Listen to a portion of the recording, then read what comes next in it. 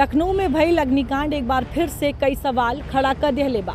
चिंता ये बात के नाई है कि ये अग्निकांड भइल बा, बल्कि चिंता ये बात के है कि ऐसन कई अग्निकांड बीते कुछ समय से देश भर में देखल जात बा। नमस्कार, आप देखते हैं खबर खास बा। हम हैं आपके साथ है दीप्ति शाही सिंह।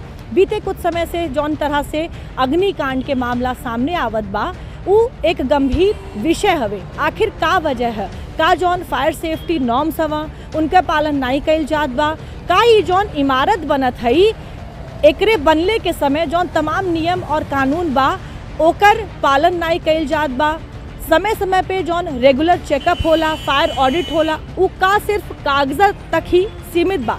ये तमाम सवाल के जवाब जानल बेहद ज़रूरी है। आज के खबर खास बा में अगला आधे घंटे हम आपके बताई कि आखिर का वजह है जौने से ए तरह के घटना सामने आवत बा और साथ साथ वो कौन से नियम हवे जेकर पालन कईल बेहद ज़रूरी हवे।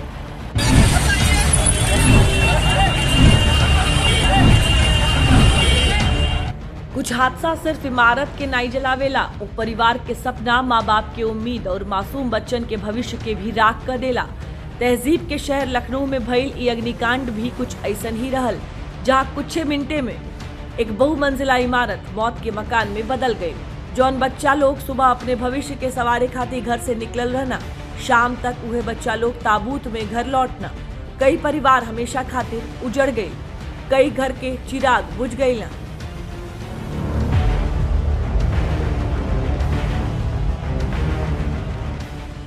हादसा इतना भयानक रहल कि स्थिति के जायजा लेवे पहुंचल डिप्टी सीएम ब्रजेश पाठक भी अपने आंसुअन के रोक नाई पैला। मृतक बच्चे के मां और परिवार के दर्द कितना हो ये करते अंदाजा भी नाई लगावल जा सकेला। एक छात्र नेता भी आप खुद रहे हैं, ऐसे हमारे बच्चे बहुत ही दुखद है। डिप्टी सीएम थे, बिल्कुल उनके आंखों में देखिए ये थे डिप्टी सीएम ब्रजेश पाठक जो पूरी घटना की जानकारी दे रहे तो देखिए खुद जो है भावुक हो गए, उनकी आंखों में। लखनऊ स्थित अलीगंज में घटित ये घटना सिर्फ एक अग्निकांड के घटना नहीं हवे, बल्कि दर्जनों परिवार के सपना के खाक कर देवे वाला तबाही बनल, जहाँ सुरक्षा मानक के अनदेखी और लापरवाही के ऐसा सिस्टम रहल जौन पूरे देश के झकझोर के रख दियलस। ये अग्निकांड में 15 लोगन के मौत हो गई। इमारत में लगल आग से महज कुछ मिनट में कई परिवार से उनके आपन छीन लेवल गई न। हादसा के तुरंत बाद सीएम योगी पूरे मामला के संज्ञान लेना और जांच खातिर विशेष जांच दल यानी एसआईटी गठित कर देवल गई। एक साथे फॉरेंसिक टीम के भी मौका पे जाके जांच करे के निर्देश देवल गई। हादसा के जांच खातिर मंगलवार के पहली बार एसआईटी और फॉरेंसिक टीम घटनास्थल पर पहुंचल। पिछले 6 दिन में जारी एसआईटी जांच में लगभग सब आवश्यक दस्तावेज जुटा लेवल गईल बा। शुरुआती जांच के अनुसार एसआईटी के जद में लगभग 30 बढ़न अफसर आवत हवा। एलडी और बिजली विभाग के कई बड़ा अफसर के लापरवाही सामने आयल बा। यह नहीं, जांच में जैसे जैसे और भी कड़ी के जोड़ल जात बा त कई और भी खुलासा होत बा। जांच में सामने आयल बा कि जौन बिल्डिंग में दर्दनाक हादसा भइल वो बिल्डिंग के गैर कानूनी ढंग से संचालित कईल जात रहल। जांच में पता चलल बा कि जौन इमारत में आग लगल वो अवैध रहल। बिल्डिंग का नक्शा आवासीय रहल, लेकिन कॉमर्शियल गतिविधि जारी रहल। 2016 में एक गिरावे के आदेश भी जारी भइल रहल। बाद में सपा सरकार के कार्यकाल आदेश के निरस्त कर देवल गईल रहल।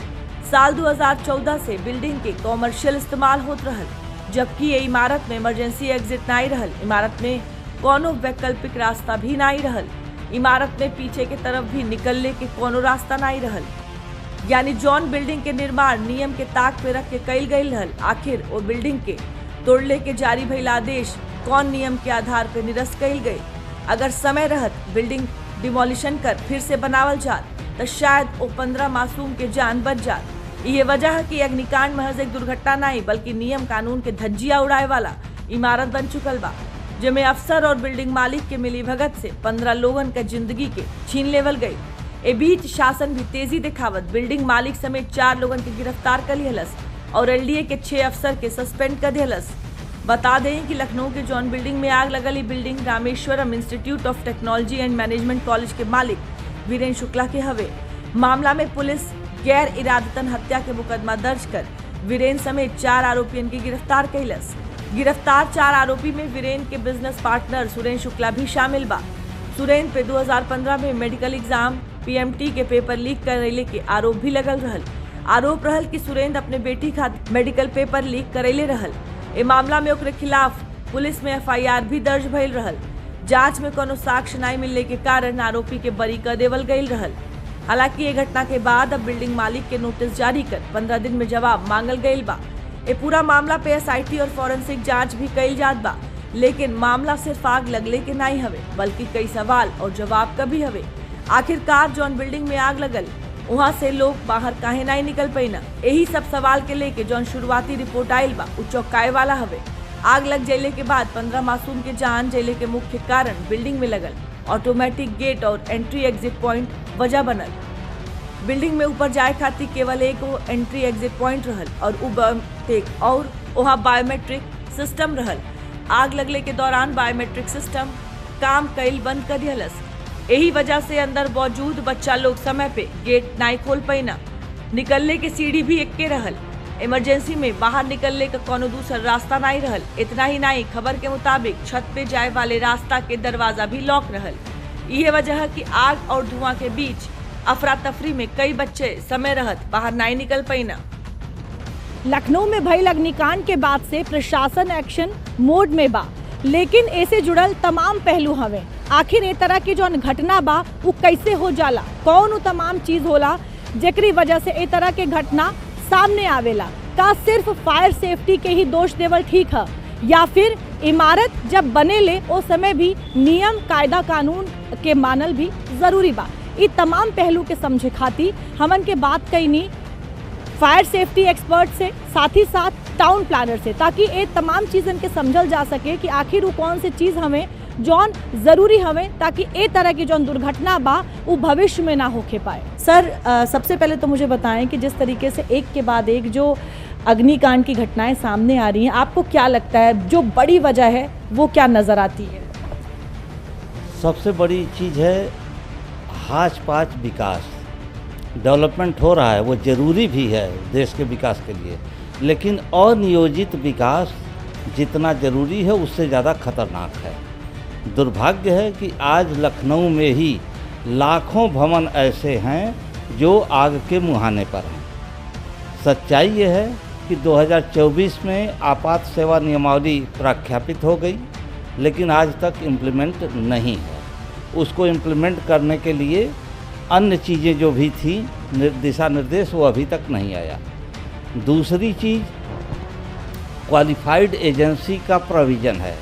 किसी भी भवन में फायर का इंस्टॉलेशन या रेस्क्यू का इंस्टॉलेशन जो भी होगा वो क्वालिफाइड एजेंसी द्वारा किया जाएगा, ऐसा 2024 नियमावली में वर्णित है। दुर्भाग्य है कि अभी तक क्वालिफाइड एजेंसी का रजिस्ट्रेशन ही नहीं ओपन हुआ है। तीसरी चीज़, जब फायर सर्विस अकेला विभाग है जहां 91% तक पद खाली हैं, ये शासन प्रशासन के लिए विचारणीय बिंदु है कि ऐसा आखिर क्यों है। क्या उत्तर प्रदेश में कोई ऐसा भी विभाग है जिस विभाग में सृजित पद का 91% पद खाली हैं? आप किससे उम्मीद कर सकती हैं कि आखिर काम कौन करेगा? विगत 5 सालों से मुझे लगता है कि फायर सर्विस ही एक ऐसा विभाग है जहां भर्ती शून्य है, कोई भर्ती नहीं हुई पिछले 4-5 सालों से। ऐसे यहाँ पे फायरमैन हैं जो 30 साल की सेवा के बाद भी फायरमैन ही हैं और उनको अभी तक कोई पदोन्नत तो छोड़िए, किसी तरह की कोई सुविधा नहीं मिली। ये तो रहा एक पहलू, लेकिन दूसरा पहलू यह भी है कि यह सरकार 300 करोड़ से भी ज़्यादा की धनराशि, जो आज तक की बहुत बड़ी धनराशि है, फायर सर्विस को मुहैया कराई। तमाम नए संसाधन आए, अल्ट्रा मॉडर्न टेक्नोलॉजी आई। दुर्भाग्य ये है कि जब इम्प्लीमेंट ही नहीं हो पा रहा है तो कोई क्या कर लेगा। आज अलीगंज में अग्निकांड हुआ, वह बिल्डिंग 15 मीटर से नीचे थी। अल्टरनेट रूट ऑफ एस्केप का प्रोविज़न 15 मीटर से ऊंचे भवनों में लागू होता है। CFO जो जनपद का सबसे बड़ा अधिकारी होता है, उसके पास ऐसा कोई अधिकार नहीं है कि वह बिल्डिंग को स्वयं में जाके सील कर दे आज की डेट में।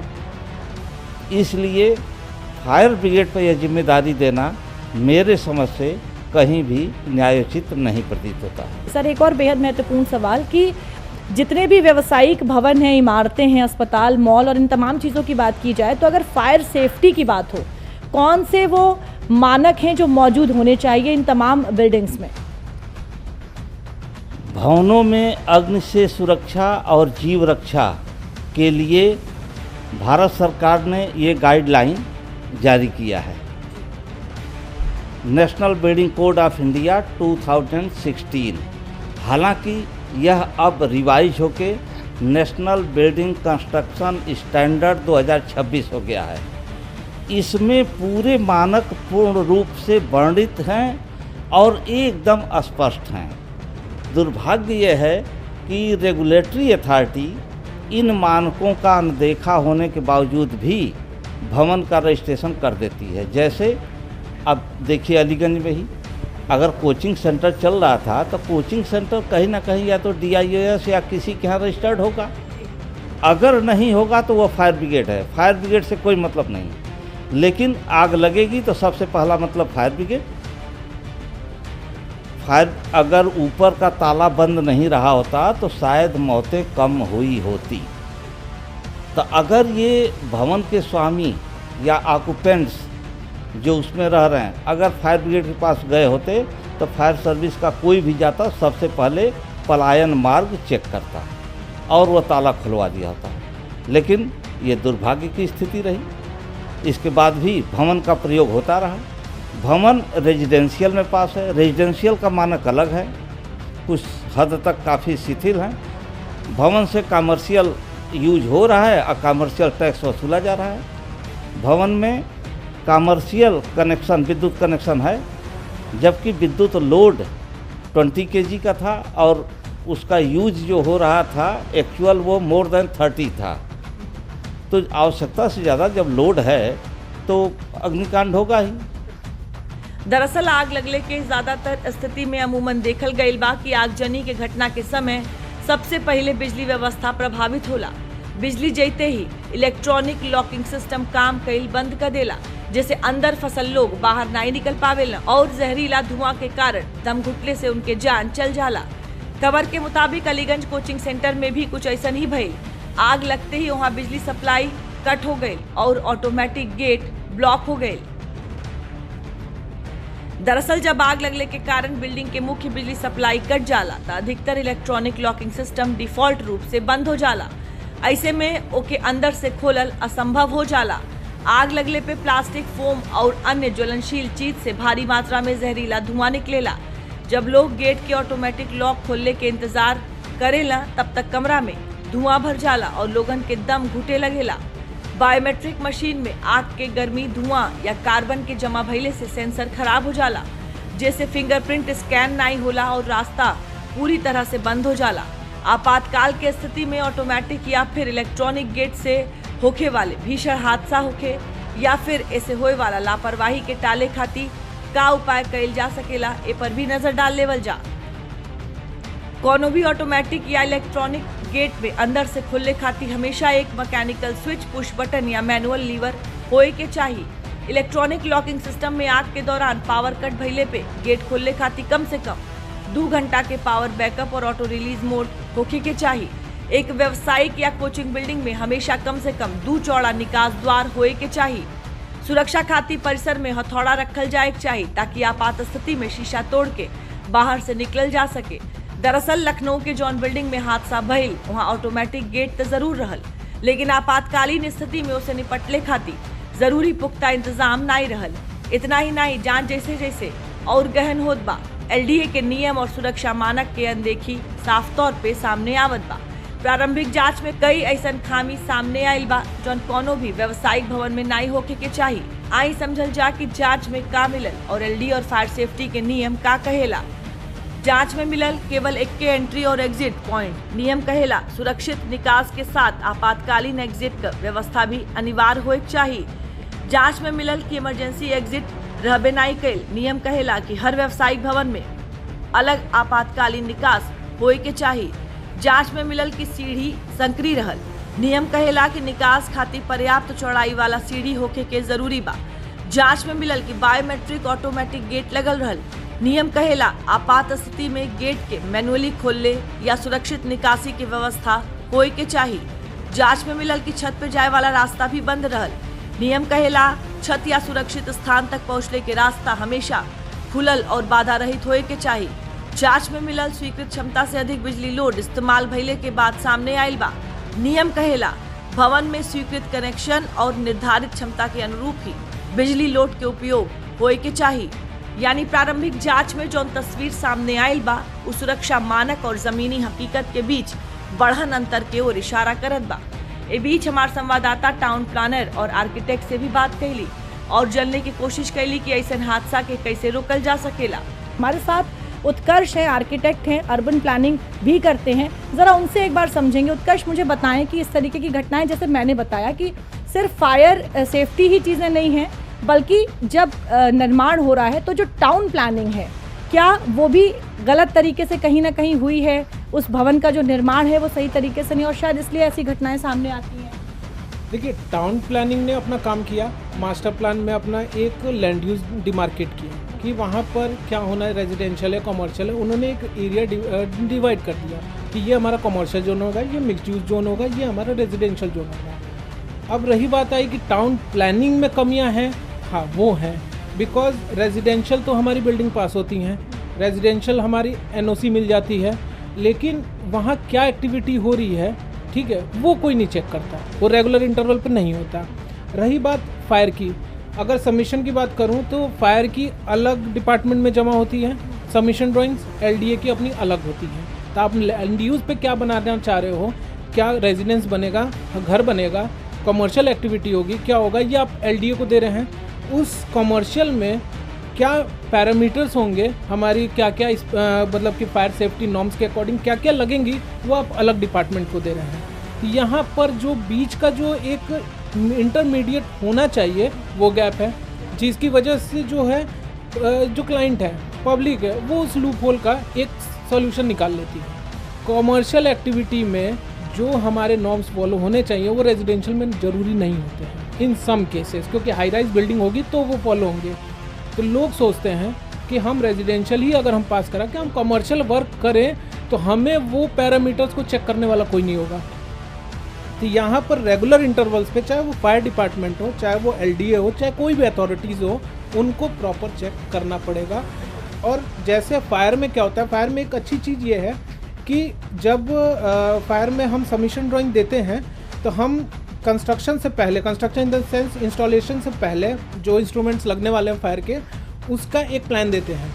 देन लास्ट में वो कितना एग्जीक्यूट हुआ है उसका फाइनल एक और प्लान जाता है जो निवेश मित्र से हम अपलोड करते हैं। ये अच्छी चीज़ है कि हम 2 बार उस चीज़ को वेरीफाई कर रहे हैं कि हमने काम कराना है, हम ये चीज़ करा रहे हैं और हमने काम करा लिया है, हमने ये चीज़ लगवा लिया है।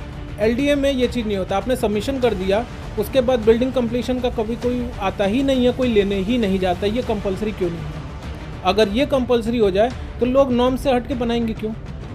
मतलब जिस तरीके से हम बात भी कर रहे हैं, आपको लगता है कि इनिशियल स्टेज पर ही जो रूल्स रेगुलेशंस हैं उनका फॉलो होना बहुत ज़रूरी है, क्योंकि अगर एक बार वो चीज़ें ठीक है तो इस तरीके की घटनाएं सामने नहीं आती। इनिशियल लेवल पे होती हैं, फॉलो तो होता है, हम पेपर पे तो पूरा बना के देते हैं कि हमने सेटबैक 1.5 मीटर छोड़ा, आगे 3 मीटर छोड़ा। अब तो खैर नए बिल्डिंग बायलॉज तो और लीनियंट आ चुके हैं, बहुत अच्छे हो चुके हैं, लोग तो अब बनवा सकते हैं वैसा, अगर जैसा आया हुआ है, अगर लोग बनवाने पे आए और वो नॉर्म्स के हिसाब से बहुत अच्छे हैं। लेकिन जो फाइनल सेटिंग है, जो फाइनल कंप्लीशन है, इस पे भी अथॉरिटीज़ को ध्यान देना होगा। दरअसल लखनऊ अग्निकांड के बाद जौन तरह से प्रशासन की भूमिका पे सवाल खड़ा होत बा, इस सब के बीच ये अग्निकांड सिर्फ एक हादसा नहीं बा, बल्कि ये घटना लापरवाही के नमूना बन चुकल बा। ये वजह है कि सीएम योगी है कि प्रदेश खातिर एक बड़ा सबक बतावत व्यापक कार्रवाई के निर्देश देहले बाणा। सीएम योगी 2 टूक कही देहले बाणा, सुरक्षा मानक से कोनो भी कीमत पे समझौता नहीं हुई, जहां भी नियमन के अनदेखी हुई वहां त्वरित कार्रवाई कइल जाए। सीएम योगी के निर्देश के बाद पूरा प्रदेश में मिशन मोड पे फायर सेफ्टी ऑडिट और रियलिटी चेक अभियान शुरू कर देवल गईल बा। बुलंदशहर, सहारनपुर, गोरखपुर, गाजियाबाद और लखनऊ समेत पूरा प्रदेश के कई जिला में कोचिंग संस्थान, होटल और अन्य व्यावसायिक भवन के निरीक्षण शुरू हो गईल बा, जहां दर्जनों संस्थान के नोटिस थमाइल गईल बा और कई संस्थान के सील भी कईल गईल बा। सीएम योगी के सख्त निर्देश पे सब जनपद में कोचिंग संस्थान के निरीक्षण के महाअभियान शुरू कर देवल गई बा। लखनऊ, गोरखपुर, कानपुर, प्रयागराज, मेरठ, आगरा आदि शहर में कार्रवाई कईल गई बा। यूपी में 100 से ज्यादा कोचिंग सेंटर के सुरक्षा कारण से सील कर देवल गई बा। अब तक कानपुर में 30, वाराणसी में 2 और नोएडा और मथुरा में 1-1 कोचिंग के सील कईल गई बा।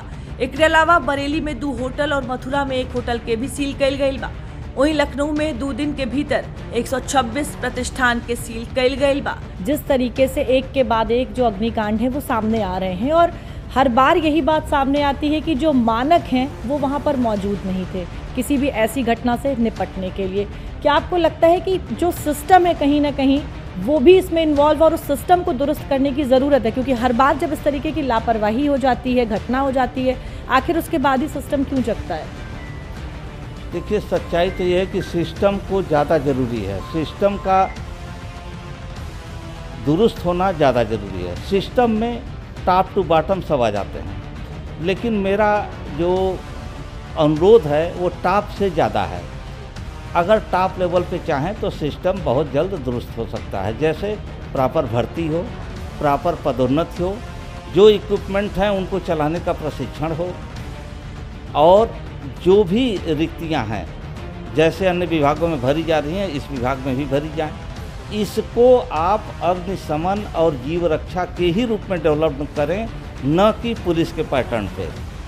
हमारा काम है संरक्षा, सुरक्षा नहीं संरक्षा है। हम लाइफ सेफ्टी करते हैं और लाइफ सेफ्टी को देखते हुए जो भवन निर्माण संहिता में मानक हैं उनके अनुरूप ही कार्रवाई की जाए और लगातार ये किया जाए।